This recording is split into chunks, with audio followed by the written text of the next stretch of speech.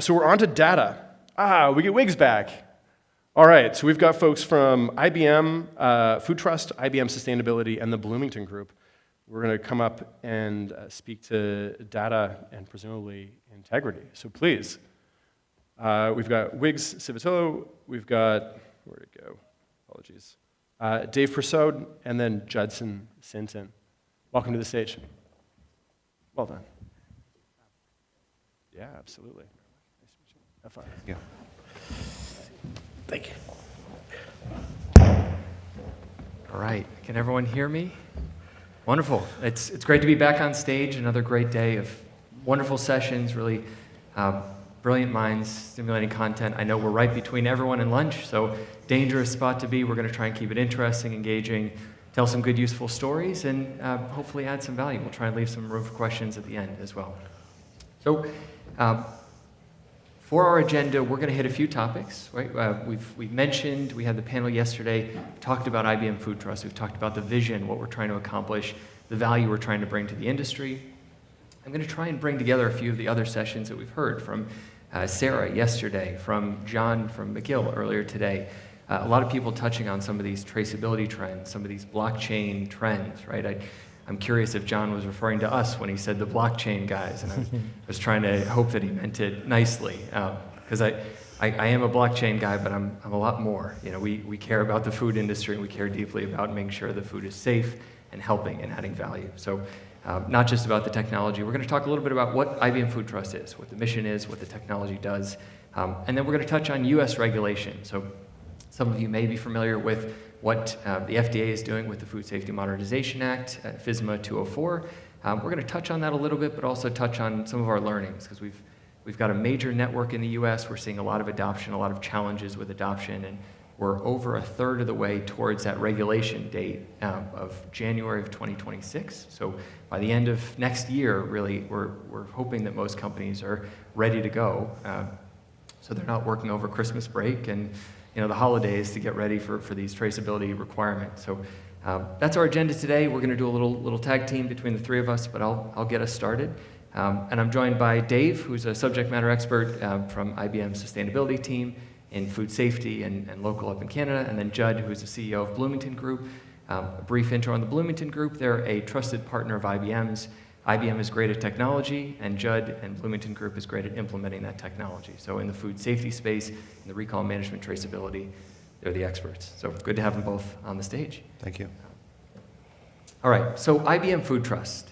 IBM does a lot of studies, right? We reduced our team massively with a spinoff, and we still have, over 300,000 employees globally. It's a massive company. We do a lot of industry research. So I wanted to hit on some industry research that we've been focused on recently.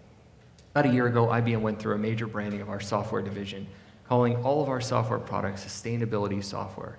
It's because we see these global trends, not just from consumers, not just from financial investors, but the importance of taking a sustainable aspect to everything that we do in our lives, everything that we do from a business perspective, and trying to find a way that IBM can add value on the sustainability front.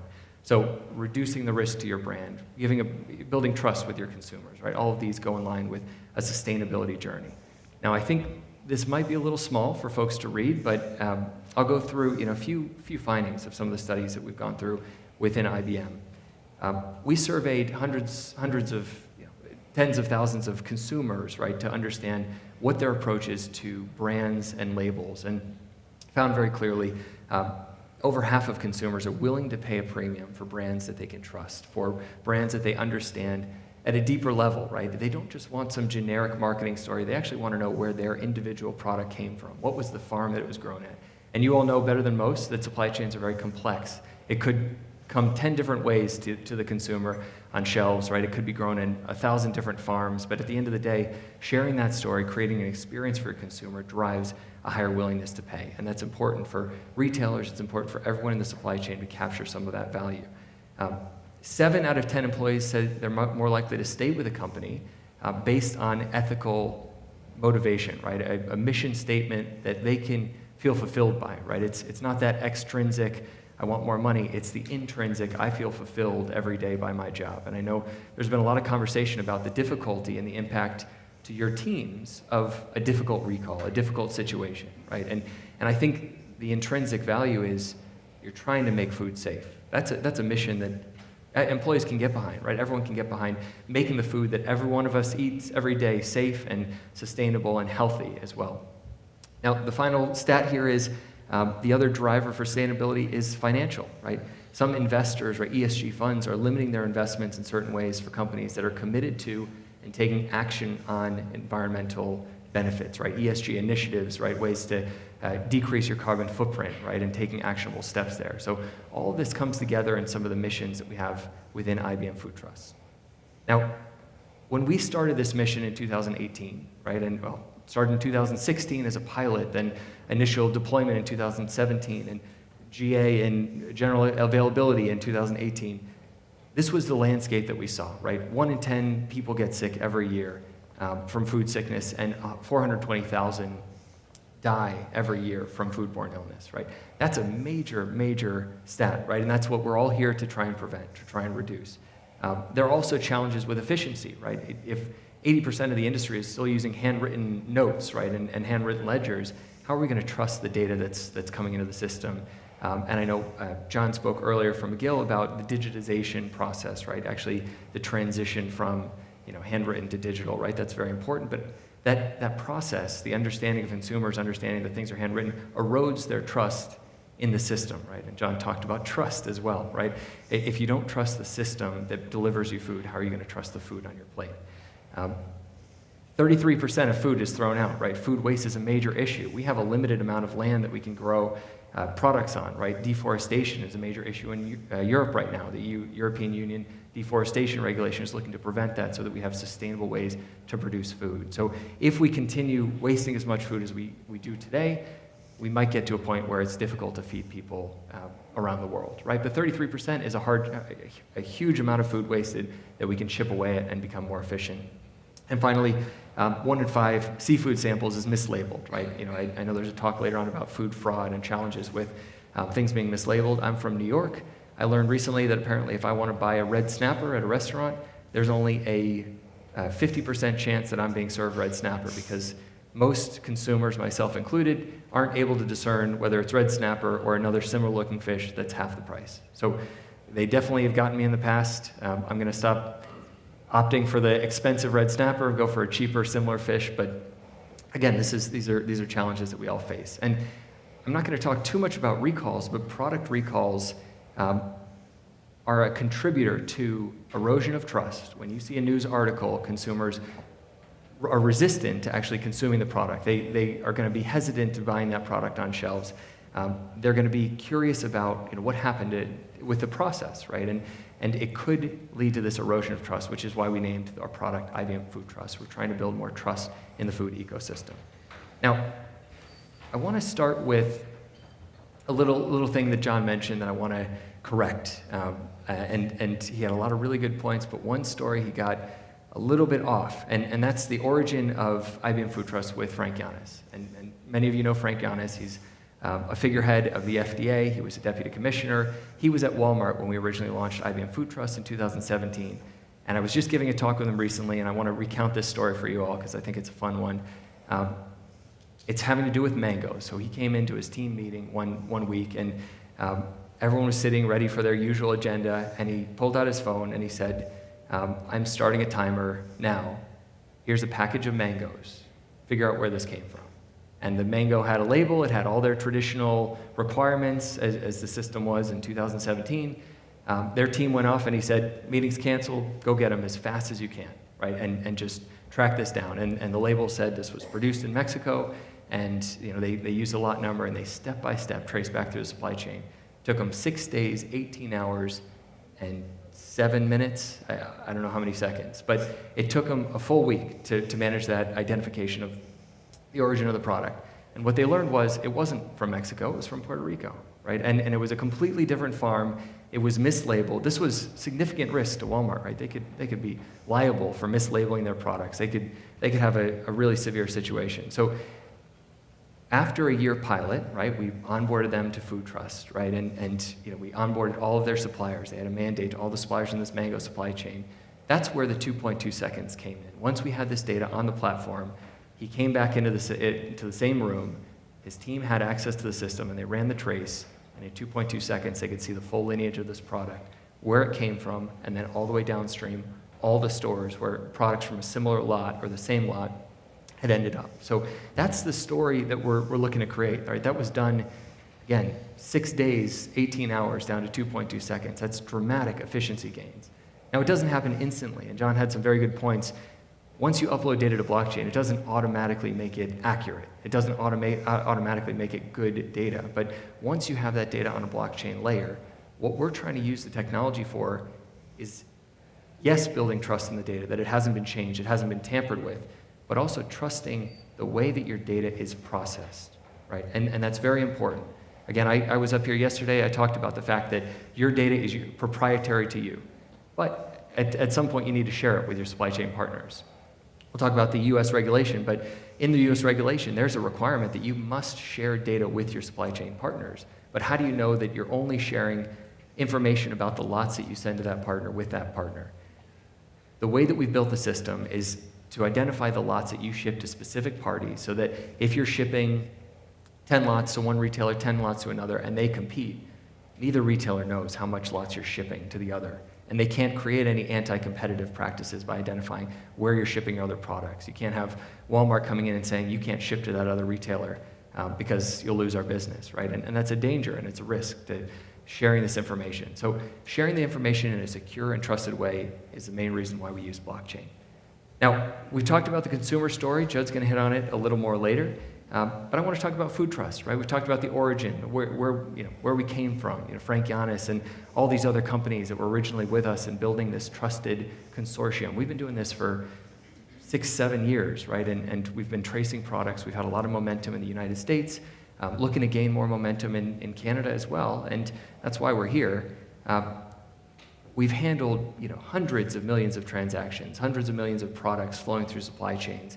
We've got an ecosystem and network that's built throughout the entire world, right? We've got use cases from product recalls to consumer use cases where you can share data with your consumers. We've conducted over 500,000 traces on this platform where traces don't happen unless you're curious about what happened to the product. It's not something you do every day. It's the insurance plan.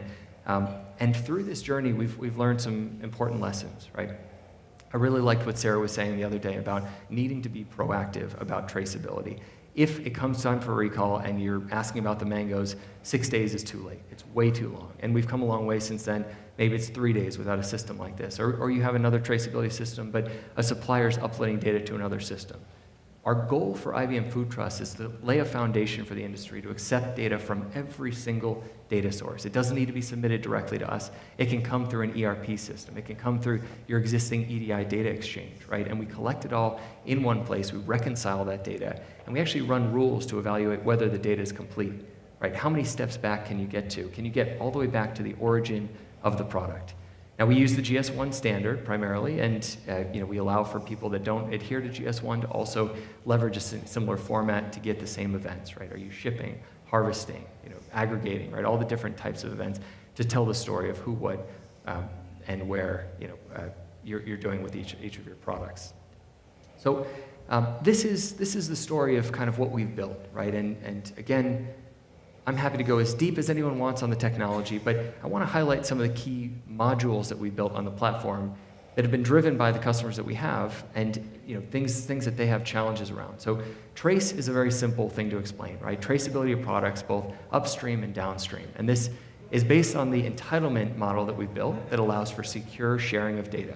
Now, when you have a recall, and if you can trace in 2.2 seconds exactly where that point of convergence is, 10 sick people all got lettuce from this one supplier, and you can instantly trace downstream.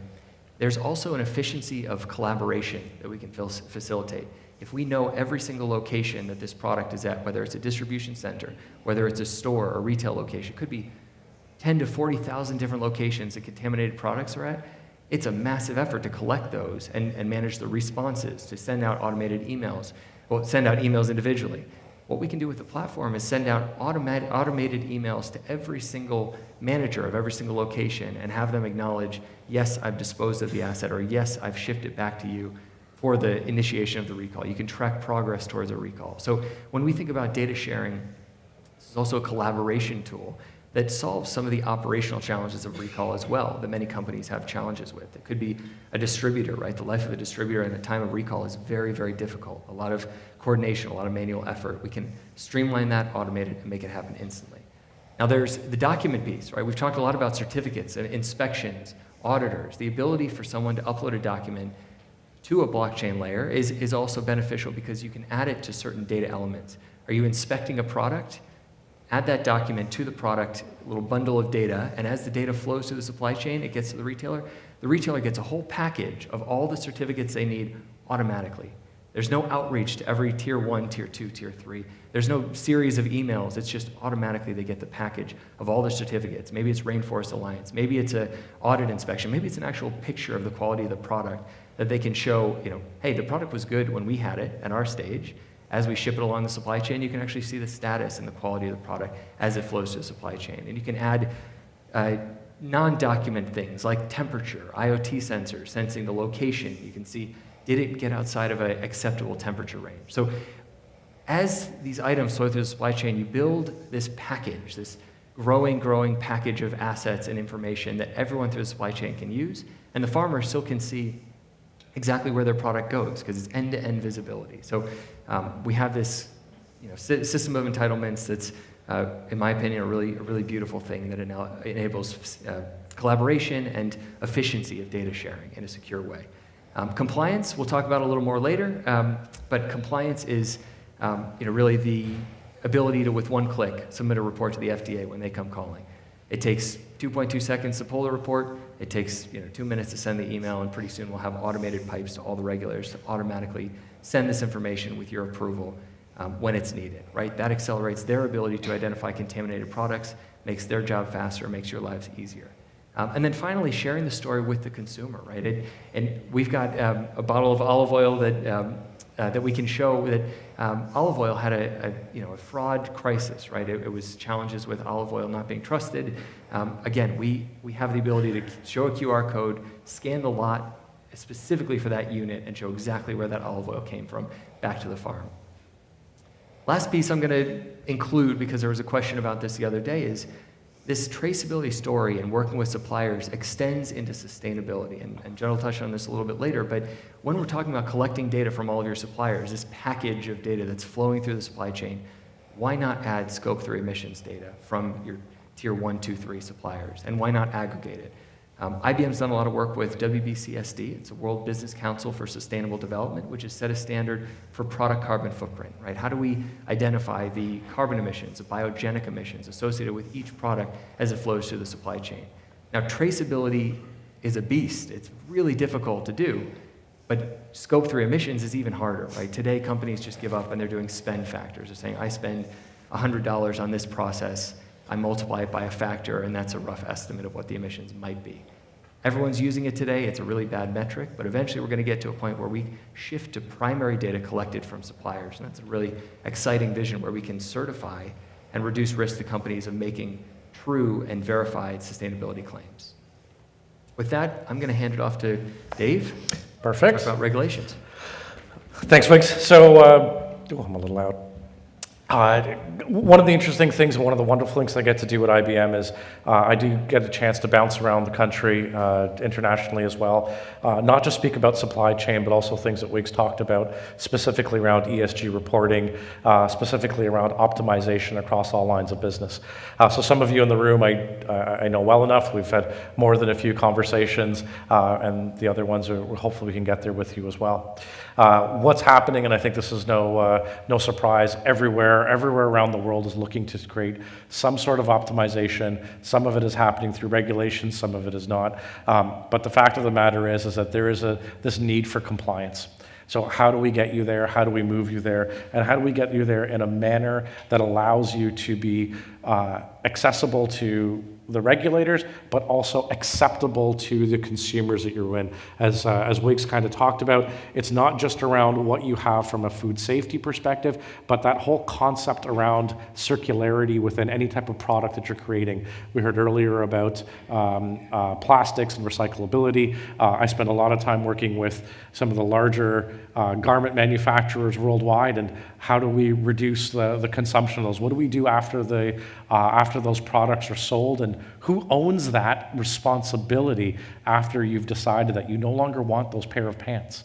How is that going to change? So what we're going through right now from a safety perspective within food is impacting us everywhere, and we're going to see more of this happening. One of the great things that we're allowed to do here with our platform is try to look at how do we drive this forward. So as Wiggs mentioned around the FSMA regulations, so the ability to go within much of us, we've always been looking at having traceability in some way, shape, or form. We know that we've been doing it. We know where things are coming from. But now, how do we get that granularity? How do we get that detail? How do we get to that point where we can access the information as easily, as seamlessly as possible? How do we not just look at, well, is it just one up, one down? Do we need to go a little further? And how much does this impact my business? Can I use this as a mechanism to generate profitability? How do I use this as a way to ensure that my organization goes from being reasonably run well to exceptionally run well? How much is this costing me operationally? Do I have a platform? Can I get on this? Is there support from my business partners, from my ecosystem for me to drive this? So as many of you know, and again, the FDA is kind of rounding out our conference here, but the requirements are driving for those additional requirements. So again, we can go through and talk about much of those. Who's being impacted? Everyone, right? Everyone's being impacted. There is no safe place to hide. There's this gesture where you can run where you can't hide. Some of us are hiding. We're trying really hard to hide, but we're not going to be able to, right? We have to be able to figure out how to give the information when it's requested in that time frame that's being defined. And how do we get there without it being a massive business disruption? One of the things that we do exceptionally well is that the platform, specifically IBM Food Trust, outside of the fact that we're established, we've been in the business for a very long time, it's wonderful the fact that it's SaaS-driven, it's online, it's exceptionally secured. Many of you, and I'm not going to name names, many of you have had challenges from even things within your data exchange. There's been breaches in security. How do you ensure that you are going to be able to protect that data for 2 years, which is the minimum currently, but how do you protect the data, whether it be longer or even at all? Is this something that you want to take on? The ability to have a platform that you know that is secure, that's easily accessible for yourselves and for your partners to be able to get there. So, there's no place to run, no place to hide, but we're all going to see it. We're going to see it down from the, right as a consumer, from the restaurants that we go into, and then from a work perspective that we're touching on. Right now, the FSMA rules, again, exclusively kind of focused on those leafy greens and shellfish, but we know that it's coming. We know that everything else is going to work through. Some of you as well are already doing some of this within your industry as well, and the things that you track, and you know that it's kind of coming, but we know that's going to hit every aspect. And those that are in the room that have products that have 15, 20, 30, 40 items within that packaged item that ends up on a shelf, how do we maintain, how do we know from a lot number perspective what's being impacted, how much is this going to be, am I exporting out to different countries? Am I importing from 17 different items from 5 different countries across 3 different supply chains? How do I see that visibility in a reasonable amount of time? Wiggs made and I'm going to pick on Wiggs a little bit and go, the mango story it's wonderful, but it's a little ridiculous. It's just one item. How many of you have something that has dozens of items in there? Think of that 6 days times 15 items. And the amount of resources from your perspective that comes into that space, this is where we help exceptionally. So what do we need to do? We need to record the data, as I talked about. We need to retain the data, and we need to report on the data. So how easily can you get the data? Can you have it there when you need it? You know that it's secure, that you know that the data is accurate, and then, as Wiggs kind of talked about, within 24 hours, when that request comes to you, how do you get that out without having to, cause an enormous amount of stress within your, and by the way, I apologize, we're going fast. I want to make sure we have time for Q&A. The data sharing, so we have an exceptional ecosystem. Again, we've been doing this for a long time, over 120 million transactions. That slide, there was a little bit of an error. 800, I think, is the number of participants that are in the ecosystem right now. I will wager, I will buy you a coffee. We're not selling coffee, but I'll buy you a coffee. There are probably people within your organization, within your trading space right now that are already on IBM Food Trust. It just makes it easier to transfer that information, to view that information. There is not going to be a single winner in this place. Everyone is going to benefit from a collective ecosystem. And by the way, we are able to connect with all of the others that are out there as well. Not to say that we're not the best. We kind of think we're the best, but that's okay. We'll argue and fight about that later. But we can connect with any other platform that's out there as well. So more than happy. You're not locked in to say, well, you're on with us. Well, you can't communicate in that way. We're creating an open ecosystem for you to drive in that way. Seamless exchange of data, so I just touched on that. The monitoring, so the ability to kind of see your data when you need your data. And then, the last little bit there, as I touched on already, security is absolutely critical. I can't, push on this enough to ensure that you need to ensure that there's not going to be a data breach within your organization that's now going to affect your ability to come through compliance. Wiggs kind of touched on the consumer aspect of our olive oil demo that we have out there. By all means, come and take a look at that. Judd's going to touch on a couple of those items as well. And with that, I'm going to pause and hand it over to Judd to kind of wrap up. Last slide anyway. Oh, sorry. Okay. Yeah. Good. That's right. Yeah, thank you. So we've got about 4 minutes, so really quickly. You come for compliance, but you stay for the data. So a lot of our conversations start around the compliance aspect of this and traceability and doing recalls, but the platform is more powerful than that. And what you can do with the data once you're there is really incredible. So some of the things we're seeing, 1850 coffee by Folgers, there's a QR code on some of those packages that you can scan. It tells you the farm the coffee came from, when it was roasted, and you can give a donation to the farmer. And as mentioned, we have some olive oil at our booth, so come and see us. We'll give you the live demo of this. Scan the QR code, bring up the lot. You can see where the whole pedigree of that product. So if you're in organics, if you're in a high-value item that has some that you want to be able to prove that pedigree and build that trust that enables the customer to pay more for that product, this is a way to do that.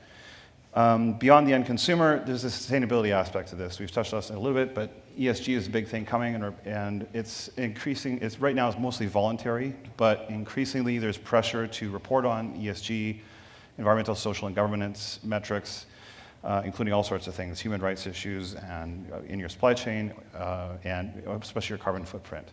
Having this pedigree in a product of where the products came from, how it was handled, who touched it, where it was shipped, gives you essentially everything you need to do a lot of that ESG reporting, particularly carbon footprint.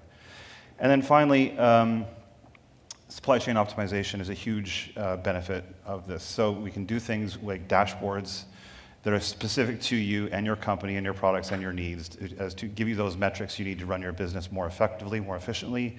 Optimization around aging products in your 3PLs, in your downstream distributors that you can call out and get them to cycle through those products. Predictive analysis on when your distributors or downstreams are going to run out of product so that you can take corrective action in advance based on demand. So there's an enormous amount we can do with this data that gives us a lot of power. And running out of time, so I want to save 2 minutes for questions. We have 1:45 left. But come and see us at the booth, and we can give you more details on this. Any questions? Oh, don't be shy. We probably have time for one question.